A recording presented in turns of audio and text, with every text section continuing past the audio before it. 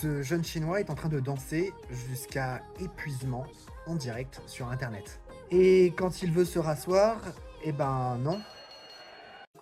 Ce signal sonore indique qu'il doit recommencer la chorégraphie encore, encore et encore.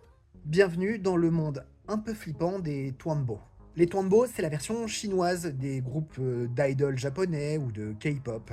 Sauf qu'ici, tout se fait en direct sur les réseaux sociaux et notamment sur Douyin, la version chinoise de TikTok. Le principe est simple, dans des studios ultra modernes, un groupe de femmes, mais il existe aussi des groupes d'hommes, vont danser non-stop pendant 1 heure, 1h30, et ça plusieurs fois par jour.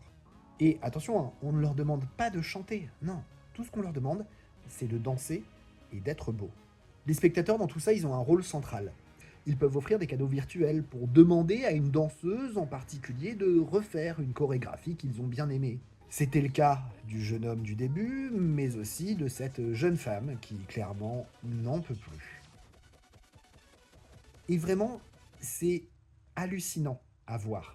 J'ai l'impression d'être dans un lobby de Fortnite avec des personnages qui prennent des poses non-stop. Sauf que là, ce sont des chorégraphies répétées 3, 4, 5, 6, 7 fois. Tout ça parce qu'un spectateur a envoyé des roses virtuelles sur l'application.